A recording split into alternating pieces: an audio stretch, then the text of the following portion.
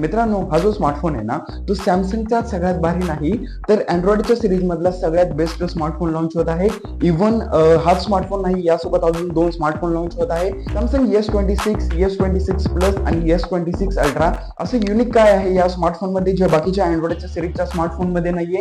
Even S26 मध्ये पण नाहीये आणि प्लस मध्ये पण नाहीये. हा जो स्मार्टफोन आहे ना, तो 2 लँग्वेजला सपोर्ट करतो, हिंदी आणि इंग्लिशला. आणि लिटरली या स्मार्टफोन मध्ये तुम्ही 8K 30 FPS ने व्हिडिओ रेकॉर्डिंग करू शकता. या स्मार्टफोन वरती जर का तुम्ही कोणाशी फोनवर बोलत असाल तर तो जो समोरचा माणूस आहे तो कोणत्या लँग्वेज मध्ये बोलतोय ते स्क्रीनवरती टेक्स्ट मध्ये तुम्हाला कन्वर्ट करून दाखवेल. एक एक शब्द ते तुम्हाला ट्रान्सलेट करून दाखवेल तुमच्या स्मार्टफोनच्या डिस्प्लेवरती. 256 GB ची जर का या तिघांची प्राइस जर का बघितली, S26 चा जो स्मार्टफोन आहे ना, त्या स्मार्टफोनची प्राइस आहे 87,999 आणि S26 प्लसच्या बेसिक व्हेरियंटची प्राइस आहे 1,19,999 आणि S26 अल्ट्राचा जो स्मार्टफोन आहे ना, त्या स्मार्टफोनची बेसिक व्हेरियंटची प्राइस आहे 1,39,999 आणि जर का तुम्ही S26 अल्ट्राचा स्मार्टफोन प्री ऑर्डर केला असेल 12 प्लस 512 GB साठीचा, तर तो तुम्हाला सेम याच प्राइस मध्ये भेटला असेल. म्हणजे की 256 GB स्टोरेजची जी प्राइस आहे त्यामध्ये तुम्हाला 512 GB चा स्मार्टफोन मिळालेला असेल. म्हणजेच की 20,000 रुपये डिस्काउंट लावून तो तुम्हाला स्मार्टफोन मिळालेला असेल. तर जर का या स्मार्टफोनचा आपण डिस्प्ले जर का बघितला तर या स्मार्टफोन मध्ये तुम्हाला 6.9 इंचचा डायनॅमिक AMOLED डिस्प्ले मिळतो विथ 128 चा रिफ्रेश रेट मिळतो. आणि या स्मार्टफोन मध्ये जो डिस्प्ले आहे ना, तो बेझल लेस विथ पंचहोलचा डिस्प्ले आहे आणि स्मार्टफोनच्या वरती तुम्हाला गोरिल्ला ग्लासचं प्रोटेक्शन मिळतं. या स्मार्टफोन मध्ये तुम्हाला 26 नाईट्स ऑफ पीकची ब्राईटनेस मिळते, 7 वर्षाचं OS अपडेट मिळतं, 7 वर्षांचं सिक्युरिटी अपडेट मिळतं आणि 214 ग्रॅम वेट आहे या स्मार्टफोनचं. आणि तसंच जर का स्मार्टफोनची बॅटरी जर का बघितली तर लिओन बॅटरी मिळते तुम्हाला या स्मार्टफोन मध्ये. 5000 मिली एम्पिअरची बॅटरी मिळते या स्मार्टफोन मध्ये आणि हा जो चार्जर आहे तो सपोर्ट करतो 60 वॅटच्या फास्ट चार्जरला. म्हणजेच की हा जो स्मार्टफोन आहे तो 30 मिनिटांच्या आतमध्ये 100% चार्जिंग होईल या स्मार्टफोनची या चार्जरमुळे.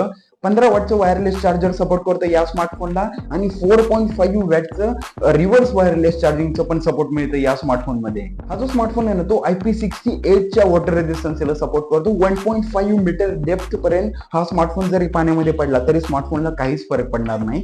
जर का या स्मार्टफोनचा प्रोसेसर बघितला तर या स्मार्टफोन मध्ये क्वालकॉमचा स्नॅपड्रॅगन 8 Elite Gen 5 चा प्रोसेसर मिळतो, जो की ऑक्टा कोरने बनलेला आहे आणि LPDDR5X रॅम मिळतं या स्मार्टफोनच्या प्रोसेसर मध्ये. आणि या प्रोसेसरचा AnTuTu स्कोर जर का बघितला तर तो आहे 37,20,219 चा AnTuTu स्कोर. स्मार्टफोनचा जो प्रोसेसर आहे ना, तो खरंच खूप चांगला आहे. या प्रोसेसरने तुमची जी गेमिंग आहे ती 120 FPS पेक्षा जास्त चांगली चालू शकते. आणि सगळ्यात महत्वाचा पार्ट म्हणजे जर का आता आपण बघितला या स्मार्टफोनचा कॅमेरा, या स्मार्टफोन मध्ये जो कॅमेरा आहे ना, तो खरंच खूप नेक्स्ट लेवल आहे.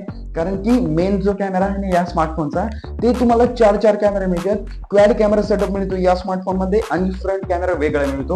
म्हणजेच की 5 कॅमेराचा सेटअप मिळतो या स्मार्टफोन मध्ये. 200 मेगापिक्सेलचा अल्ट्रा वाईडचा प्रायमरी कॅमेरा मिळतो. सेकंडरी जो कॅमेरा मिळतो तो मिळतो 10 मेगापिक्सेलचा टेलिफोटोचा, जो की टेलिफोटोची लेन्स मिळते. त्यामध्ये अजून एक कॅमेरा मिळतो तुम्हाला 50 मेगापिक्सेलचा, त्यामध्ये पण तुम्हाला टेलिफोटोचीच लेन्स मिळते. आणि 50 मेगापिक्सेलचा अल्ट्रा वाईडचा कॅमेरा मिळतो आणि 12 मेगापिक्सेलचा फ्रंटचा कॅमेरा मिळतो. एवढे तुम्हाला कॅमेरा मिळतात या स्मार्टफोन मध्ये. जो 10 मेगापिक्सेलचा टेलिफोटोचा जो कॅमेरा आहे ना, त्यामध्ये तुम्ही अप टू 30x पर्यंत डिजिटल झूम करू शकता आणि up to 3x optical zoom करू शकता तुम्ही टेलिफोटोच्या कॅमेरामध्ये.